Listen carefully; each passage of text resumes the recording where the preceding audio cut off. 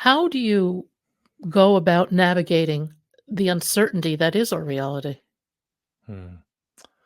Well, for me, it's all about starting with practices, like that. There are actually practices that can stabilize us, in the sense that we are stable in our inner self, which then means we are the most adaptable people around. Okay, so for me, my twice daily meditation practice is the absolute stabilizer. It's the game changer. It has fundamentally altered my relationship with quote unquote the unknown. Okay. I think that yes, we're constantly living in the unknown. The only thing that is certain is change. That's the only certainty, is that things are always changing.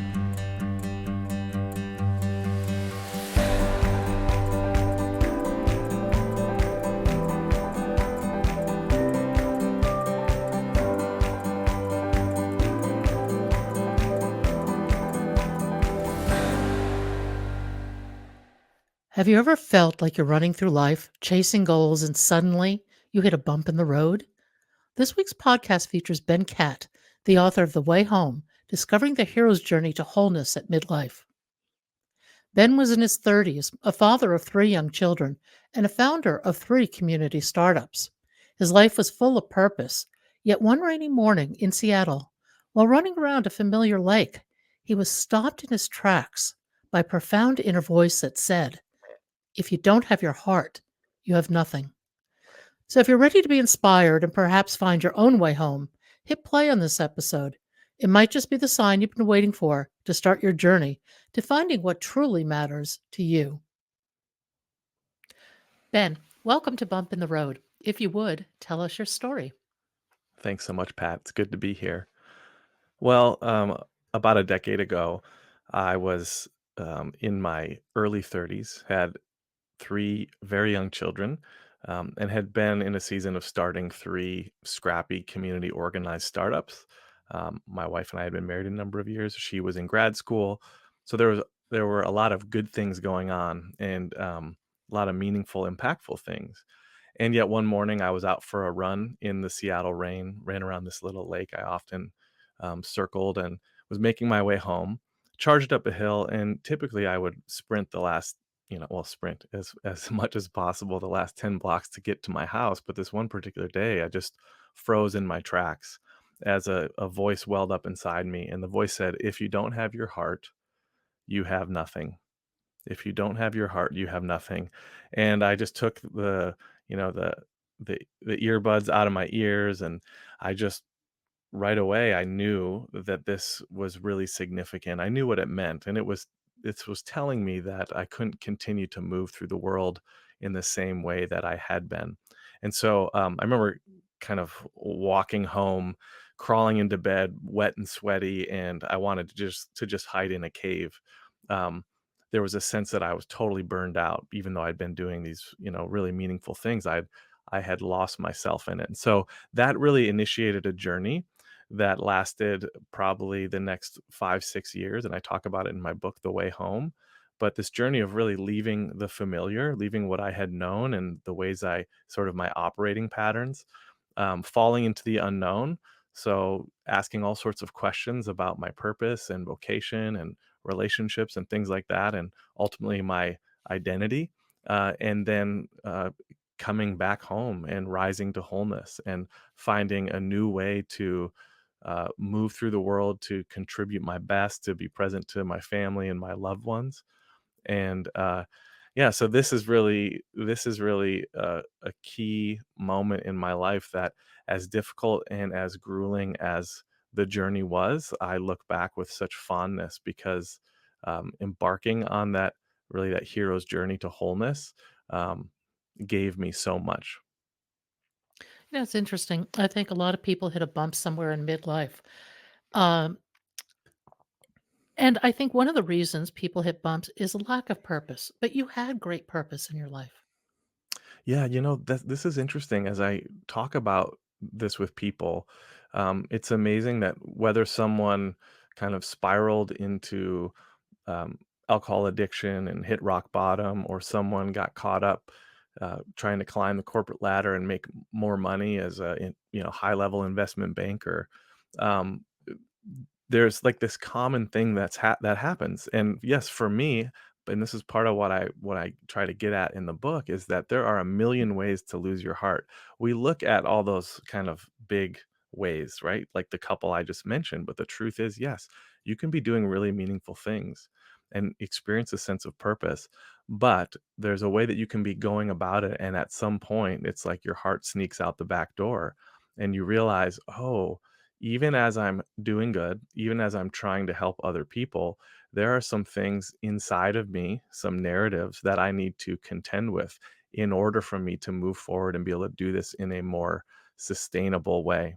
And by the way, I'll say, this is very common in the quote unquote helping professions, is this sort of need to be needed, and or this kind of perfectionist streak, which was something I dealt with, and constantly giving of yourself, so much so that you end up losing yourself. And that over time, inevitably, we see this in many organizations that are about really good causes. You might be about really good things, but if the way you start to show up is not from a place of health and well being, you end up being a toxic presence and working against the exact thing that, say, your organization or movement is about. And I do think that was the case with the different nonprofit endeavors that I was involved in. Is over time, my capacity to show up fully was diminishing because I had gotten caught up in all the work as opposed to prioritizing my own well-being. What were some of the narratives, personal narratives that you needed to strip away? Yeah, so I talk about it as a three-headed monster. So that initial layer was discovering, oh yeah, I'm really burned out. I'm exhausted. But as I started to peel back the layers, I realized that um, there was this three-headed monster that really was, I was guided how I showed up in the world, and that was this achievement orientation, uh, perfectionist streak, and this desire to please others, specifically performing, right, to gain the approval of other people. And those are all very intertwined. I think we see those writ large in our society, but for me, there was a very particular way that showed up. And I will say, I was in some ways unaware of it for a long time because it was easy for me to point the finger and say I'm not, hustling and going after immense riches and trying to get this high level corporate job. Like, it's easy to point at those things and say, well, this person's doing that, but the reality was, because I was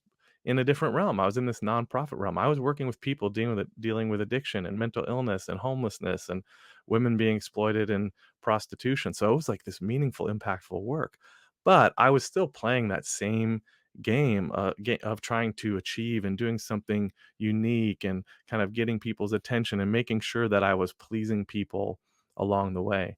And there were definitely, family narratives that shaped that. There were societal narratives, there were religious narratives, but ultimately it was all stuff within myself that only I could deal with. That really I was the one, and this is true for all of us when you face a bump in the road, you go on a journey. It's like you're the only one who can do it. You can't live vicariously through anyone else. You can't outsource the work. You have to do it. And so, obviously, as I dug into the work, I found that those things, perfectionism and achievement and approval, while common among many people, definitely had their own flavor in my life. I think as a society, we all have to deal with those issues. And, we live in a linear society where, he who dies with the most toys wins, Mhm. that kind of mentality. But it's very linear. You go to school, you go to grad school, you get married, you get the house, the kids, the car, etc. And yet I have yet to find anybody who's at all conscious has gotten satisfaction out of that path.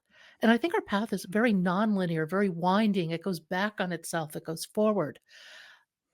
How how do you come to terms with the fact that we're all living, in my opinion, this lie of a linear life? Mm. And how do we give ourselves permission to let go of that narrative? Yeah, that's a really important question, I think, right now. I was just reflecting the other day with some people about how, um, in doing some of my own writing, like, there's this pressure to, you talk about live this linear journey, and also then to communicate it in such a way through our LinkedIn, taglines and other social media bio lines, right? Like, you get these few words and it needs to supposedly encapsulate everything about who you are. And by the way, with those who you are is what you do. That's how we treat it, right? You essentially branding yourself. Okay, because that's what's going to get attention. You have to be consistent. You have to be about the one thing and repeat it over and over and over again. But in reality, every single one of us, is like, we are multi-dimensional. And so that not only, like, is related to how we show up in the world, and whether that's, like, there's work we do, but then there's the hobbies and the projects and the relationships and the other things we're curious about and the adventures we go on. um, but it's also like, what does it mean to apply that over the course of, say, one's work life? And I think that's really scary for people, because we want to think, well, if I do this, then it's going to lead to this other thing, and then that will lead to the next thing, and it will all be bigger and better. And when we're holding on to that narrative and that expectation that it's all onward and upward, well, guess what? We're controlling things, and we're naturally then going to resist other possibilities that might that will give us the opportunity to express more of who we are. So, I've kind of lived a more, I guess you could say, like, unconventional, like, career path, if you will. Um, and really, when you go about that, you have to fundamentally, you have to be connected with yourself and not worry about what others think, because, like, where all that pressure is, and where, the status quo or the path of least resistance is actually to be, say, singular, and to shut off other parts of yourself. There's a lot more I could say about that, but maybe I'll pause right there. Well, I think we all seek certainty, but certainty is not reality. How do you go about navigating the uncertainty that is our reality? Hmm. Well, for me, it's all about starting with practices, like, that there are actually practices that can stabilize us, in the sense that we are stable in our inner self, which then means we are the most adaptable people around. Okay. So for me, my twice daily meditation practice is the absolute stabilizer. It's the game changer. It has fundamentally altered my relationship with, quote unquote, the unknown. Okay. I think that, yes, we're constantly living in the unknown. The only thing that is certain is change. That's the only certainty, is that things are always changing. So how do you befriend that reality? I think practices are really important. I said meditation, there's journaling, there's all sorts of mindfulness practices. There's, relationships with wise friends who can reflect these things back to us. But at the end of the day, it is cultivating this internal stability, or what I like to say, it's this internal knowing that then intersects with the unknown that is all around us. And so it means you're okay, and you're like, the unknown is your playground. So that's a the practices then help us navigate that. Not only practices, but then it's how we make certain choices, how we discern things. It is about, and the practices help strengthen our intuition, so that we can function at a deeper level of knowing that's beyond just what's at our intellectual, rational sense of knowing, which is important. But there's a deeper knowing that actually helps us move through the world and respond to things that we maybe previously would have labeled an obstacle, or resistance, or whatever, and instead to see it as an invitation into something else that is unfolding for our lives. I think that's really important. And you say being in the unknown is being in the playground, and I couldn't agree more. I think that it is in the present moment that we create the next moment and the next and the next. And if we're not present, we're missing that opportunity. And by being present, we're not locked into a linear world. We're open to intuition. We're open to whatever may come our way. And I think that defines creativity in many ways. And I wonder, I don't know, this is coming into my mind. I wonder if a lack of creativity, a lack of presence isn't one of the things that drives us towards these crises. Hmm. Yeah, I mean, I think absolutely. When I another way of saying that, a lack of creativity is I almost would equate creativity, which is in a sense, yes, it's like making things, but I think as I'm hearing you talk about it, it's this way of dynamically interacting with life, right? Yes, Adapting, absolutely. right? Adapting and evolving. A way I like to talk about that, both as a meditation teacher, but also in my book, it is that actually, and this might sound counterintuitive to people, but that is what stillness is.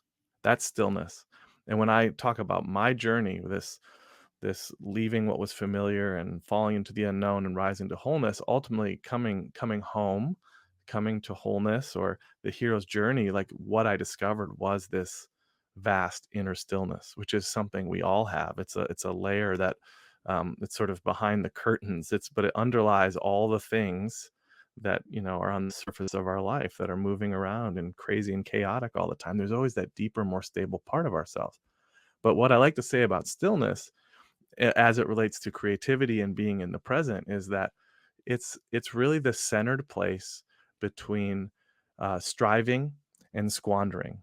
Okay, striving, which is where I spent most of my life, was like anxiously looking ahead to the future and trying to manipulate things and make things happen, and that robs me of the present because I'm always fixated on something that supposedly should come.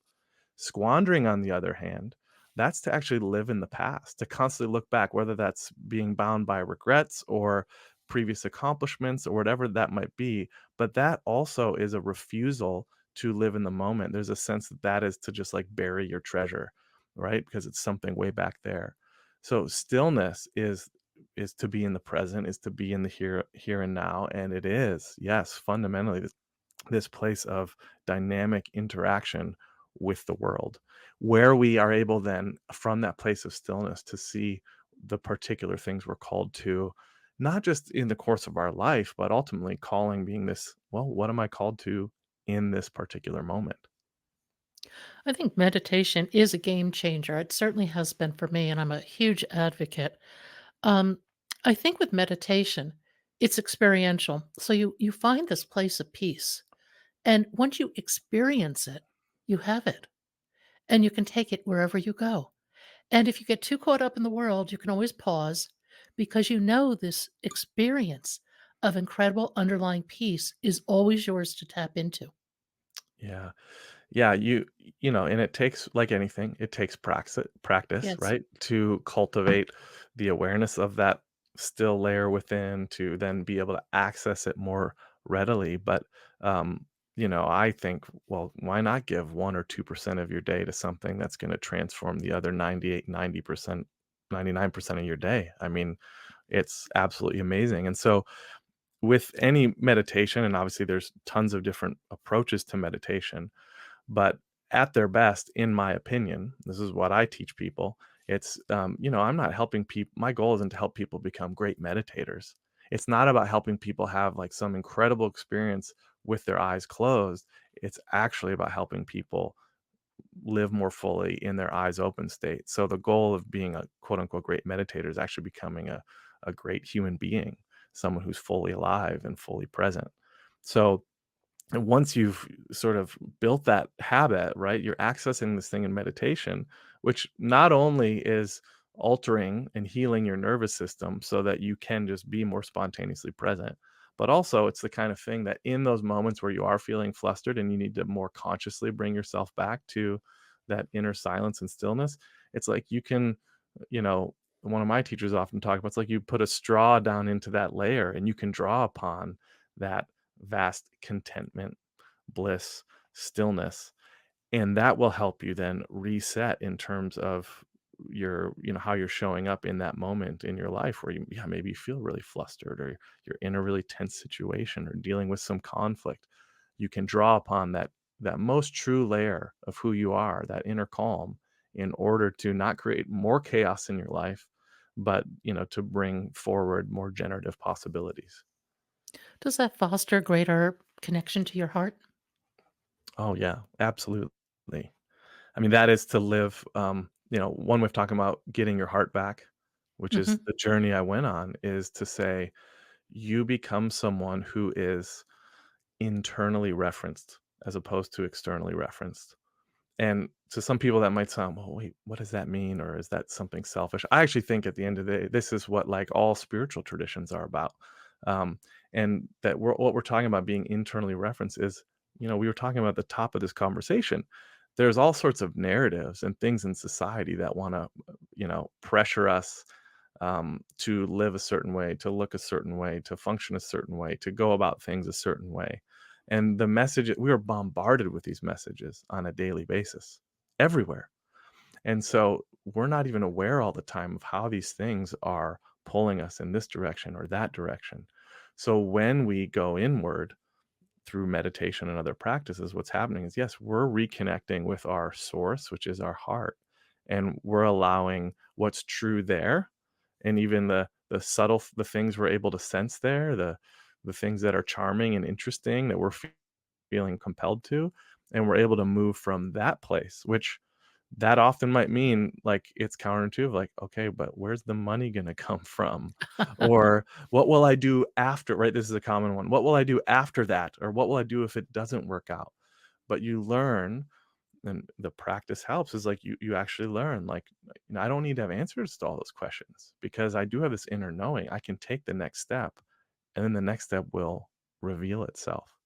So one other sort of fun way to talk about this, getting your heart back or being internally referenced is, I'm just thinking of Joseph Campbell, whose work I interact with, and he said something once, um, said all of life is meditation, most of it unintentional. So I think the big question is to say, well, so you're meditating all the time. It's just unintentional, meaning you're constantly being flooded by the things external to you and allowing those to dictate how you live and more fundamentally who you are. So what does it look like for you actually to claim that power, to go inward and then be internally referenced in terms of having an intentional meditation that then transforms how you show up in your daily life? I think that internal orientation is just everything. Um, I think we get into trouble when we become disconnected from that, actually. Joseph Campbell is one of my all-time favorites, I have to say. Yes. Give it I think the wisdom he has is amazing. Yes. I wanted to ask you about, um, navigating these uncertain times. How do you start to clarify your calling? Mm. Clarifying your calling. This is such a huge question, and, one of In a my way, I don't mean to interrupt, but in a way, I really like what you just said, and that is that you show up, you're here, you're present, and the future will reveal itself. yeah. Yeah, absolutely. I think some other things I like to help people consider as they're discerning. I mean, that's the fundamental one is, um, it begins with clarifying your purpose, really begins with some practices, and practices involve slowing down, listening to your life. Um, I like to say, if you're looking for a buried treasure, I mean, have you ever seen someone sprinting down the beach with a metal detector trying to find treasure? I have not. I don't use metal detectors, but the name of the game for trying to find treasure in the sand is low and slow. So you got to slow down, you got to get close to your life. Journal, talking to a spiritual director or a therapist or a coach of some sort, wandering in nature and quieting down, meditation. There's all sorts of practices, right? But practice is really a core aspect of clarifying your calling. Now, right alongside those, there's a couple other things, and this will emerge, say, as you are doing some of that inner reflection. One is it's really important actually to pay attention to your pain. This is something we don't always think about in terms of clarifying our calling or our purpose.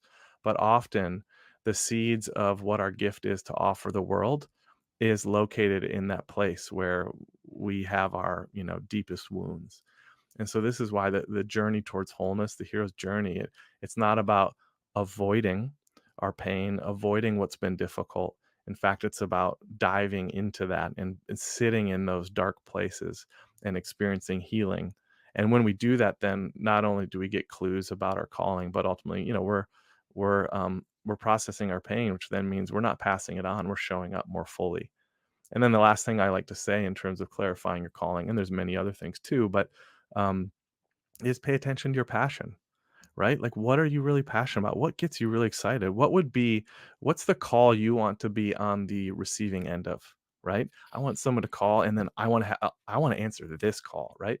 Think about that. I think that's really helpful. And then ultimately, um, when you're trying to clarify your calling, you're gonna take some baby steps. That's not about you. You don't necessarily need to do a huge career shift. In fact, it might not have anything to do with your career, but start a project, something experimental. Do something that is a small expression of that that calling that you're clarifying, right? That purpose that you're gaining further wisdom about, and do something. Start small, and then over time, right? You'll have different iterations of it, and soon this expression of your purpose will flow into multiple aspects of your life. It takes courage to follow that inner guidance. Where do where do you find the courage? I think it comes at different seasons, right? When I think back to when things kind of all fell apart for me, where I realized, wow, I've like lost my heart. I've been checked out of my own life for a bit at a deeper level, even as everything appeared to be great on the surface.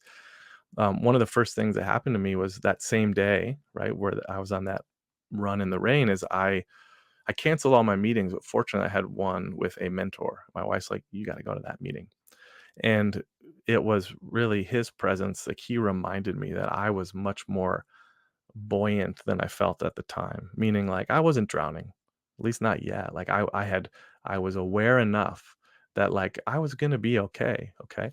And I would say initially, it was that sort of companionship. So I think a core step on the journey is getting help. So it was him, and then it was, my dear friend Nico, who I talk about in the book. We had all sorts of adventures, and it was my spiritual director. So it is these external people that come alongside you. They're an anamkara is a Celtic term for soul friend.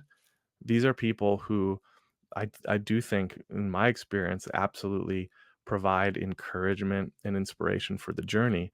And what they also do is they're not just like encouraging and inspiring because of what they're doing. It's actually their role is they're holding up a mirror to you so you can see the truest parts of yourself. You can see the smaller parts, the wounded parts, the things that are interfering with your growth and development. And you can see, in a sense, your glory, like what you are here for and who you are and how you are when you are showing up as your fullest self. So in that sense now I'm moving right from these kind of companions who provide inspiration and give you encouragement, right? To the sense of you're getting a glimpse of yourself now. You're discovering your own resilience, your buoyancy. You're able to suddenly take courage from within yourself. And more you strengthen that inner capacity. It's a muscle. You work it out, and then you start, further down the road, you're starting to make different decisions that um, involve trusting that inner knowing, that maybe go against what you would have previously decided, or they go against what everyone else thinks you should do, but and when you have the courage to take those steps, it's an amazing positive feedback loop because you're getting this data in real time that says, oh, I know. I'm okay. When I step into these things and when I move from that place of courage, like I'm actually, um, it's exactly where I need to be. And I think the more you move into that place of courage, the stronger it becomes in terms of guiding you. Yeah, absolutely. Right, and that's why it's like when I answer that question you ask, it starts to feel like, is it really courage anymore? It's like I think I'm in such a vastly different place than I was 10 years ago. And there are decisions I'm making now, um and my wife and I together and our family, things we're doing now that like maybe, 10 years ago would have just felt insane. And so it's the capacity, that's where you just realize you're expanding and you're growing and you're evolving. And that's like a really exciting thing to do.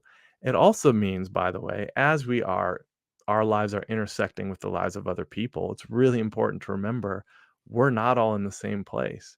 And so, just to give an advice of like, well, just trust your gut to someone who's never even practiced in the small things or never taking time to like get still and quiet, That's actually not very wise advice. That's not very helpful for them.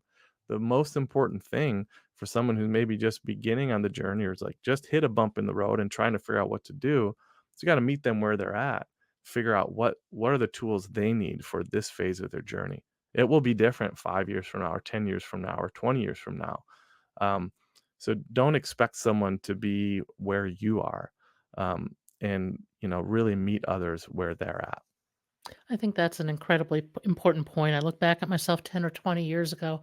Oh, I was in such a different place. I'm very Mhm. grateful to be where I am. I wanted to go back to something about meditation that certainly has been meaningful to me. And that is when you learn to still your mind, you can actually start to witness your thoughts. Hmm. And when you witness your thoughts, now you have conscious choice. That's a total game changer right there. Yeah, I mean, it is. That is the witness really is that quietest layer of the mind that is not attached to thoughts, right? It's seeing the thoughts from, say, the bank of the river as all the jumble of thoughts are flowing down and not getting caught up in any particular one.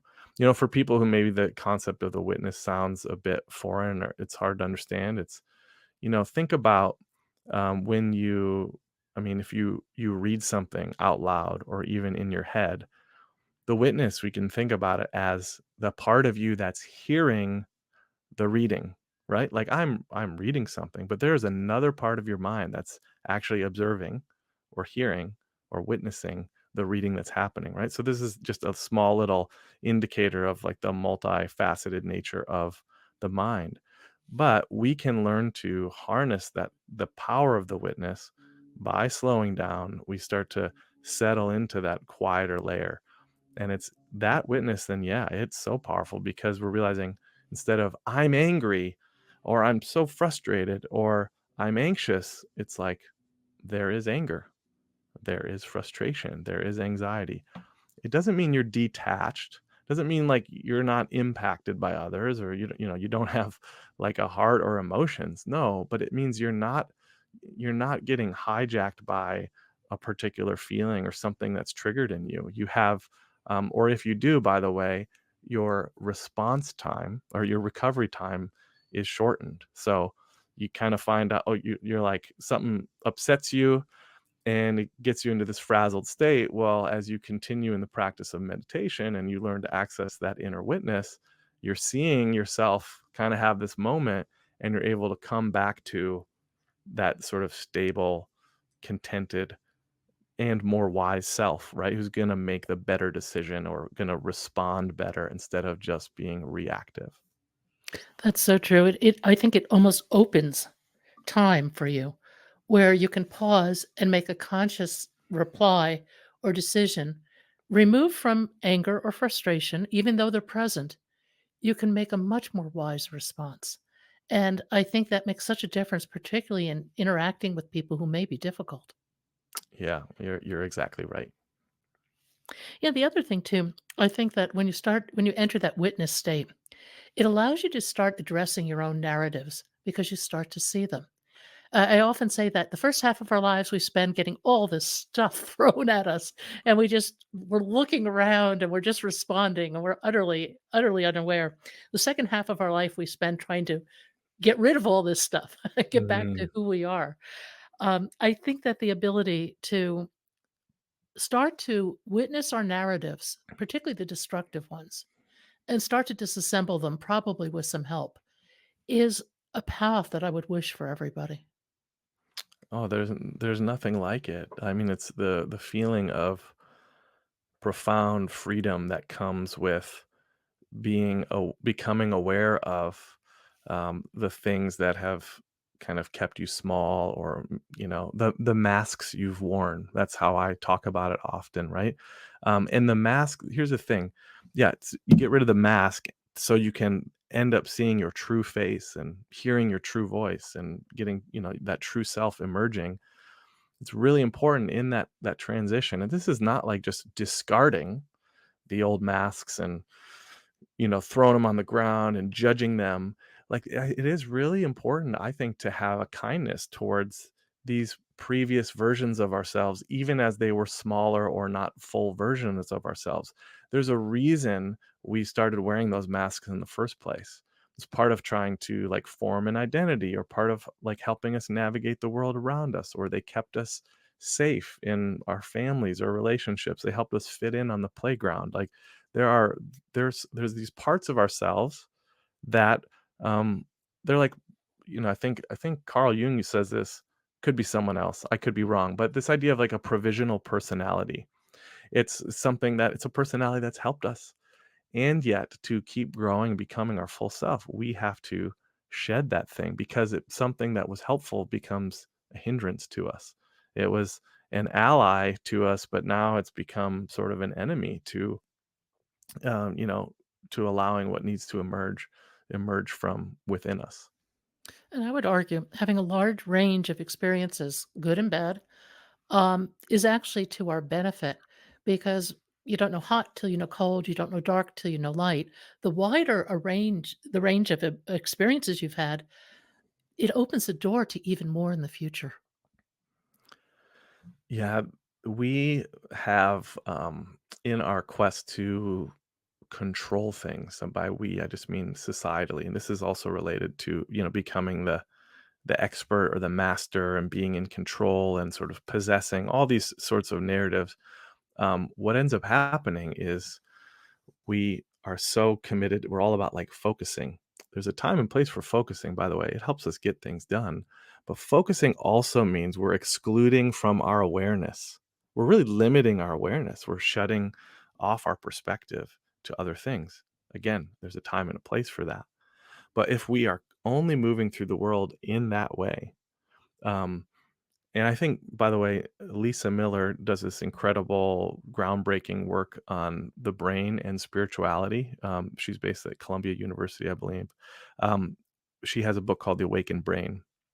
And one of the things she said, she talks about the achievement brain and the awakened brain. The achievement brain is like that top down. And that is the brain's kind of like, I'm in control and this is what I need to do. And here we need to go.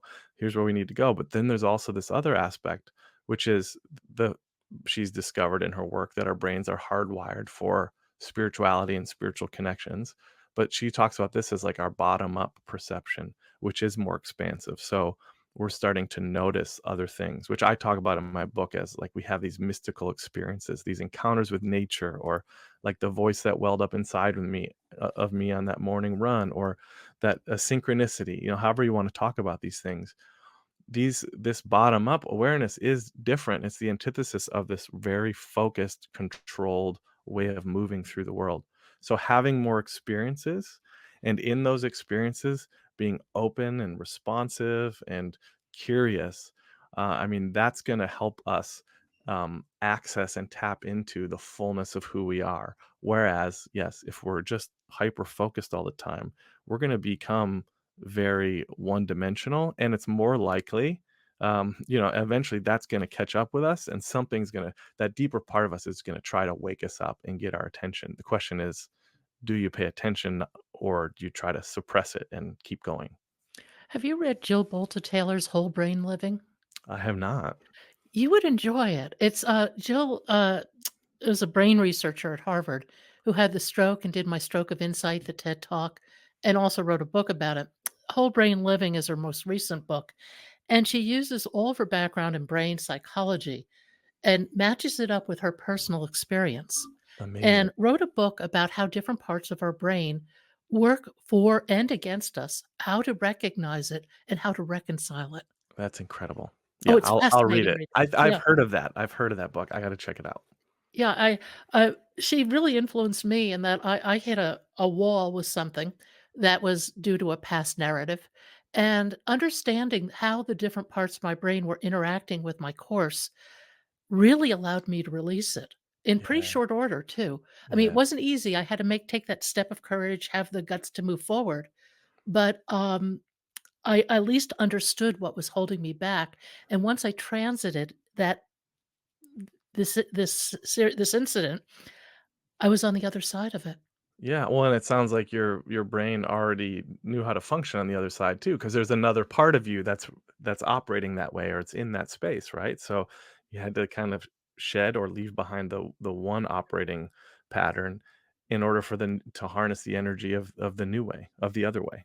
Absolutely, and when you release that maladaptive, pattern, shall we say, Yeah.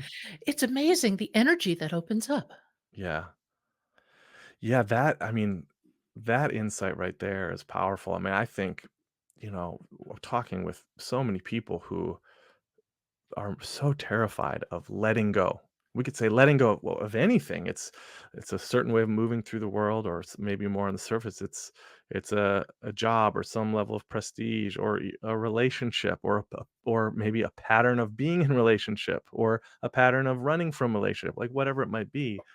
Um, Letting go is terrifying for so many of us, and yet the one thing that I always think is so critical to name and tell people, and you really are only going to experience it if you actually let go, but it is exactly what you're naming there, that on the other side of the letting go, of the moving from one thing to another, there is so much power and potential, and doors open where there were no doors, as Joseph Campbell said, and allies will come to your side, and new creative possibilities will emerge. So there is always, it's very common to say, well, if I leave this, or if I let go of this, like, this is going to be the cost. Like, it's going to be hard with this or this.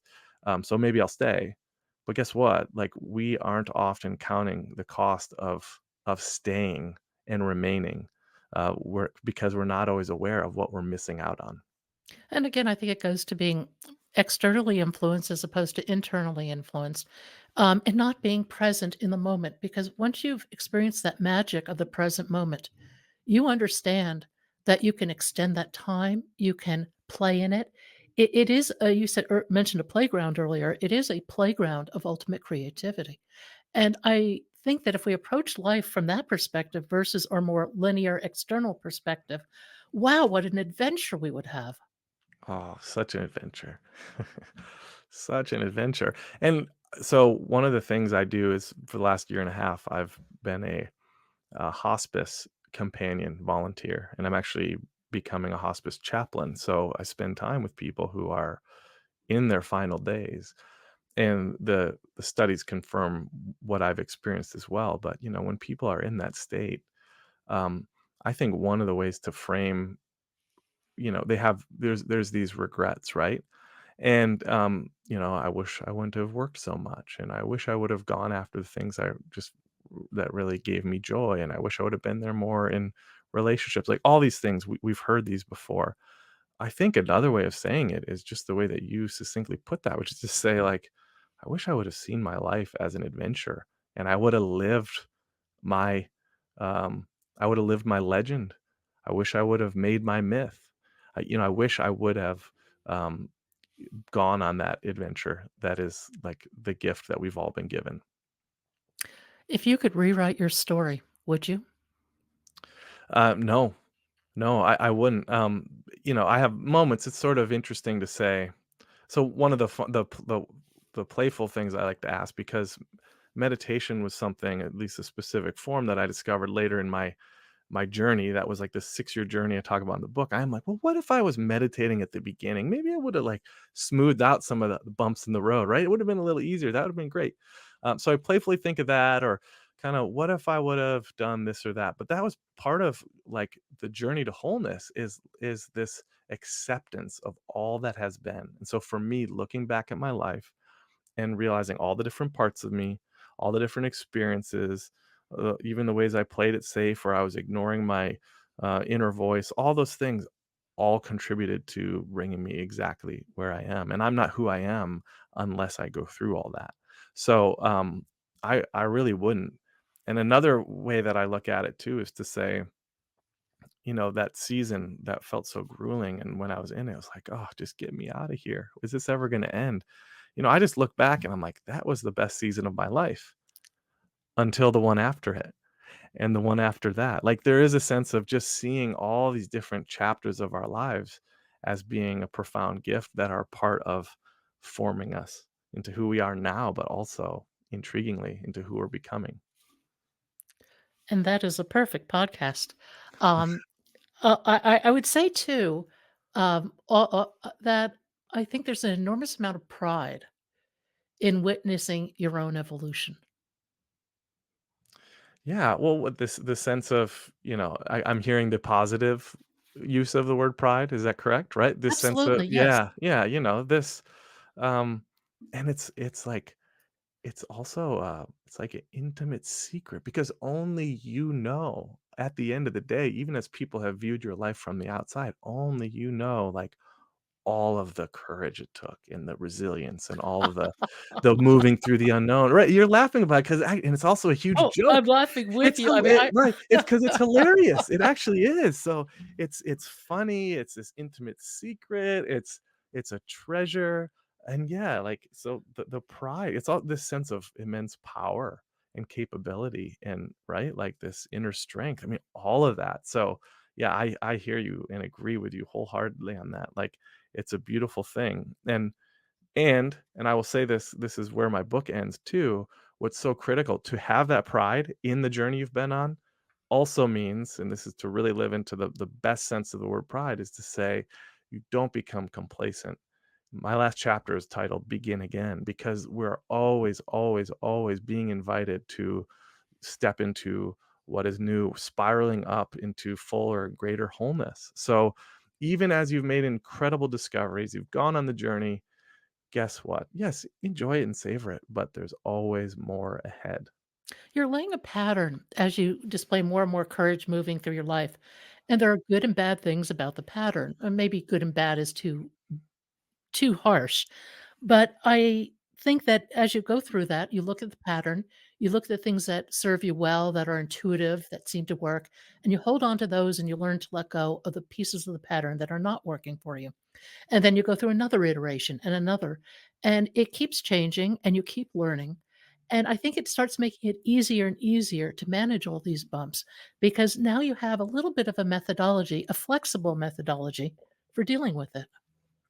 Yeah, yeah, because you know there's these different parts of yourself you can draw upon. So, oh, this is in this circumstance, this kind of adaptive response or making this move, this is what's being called forth from me right now.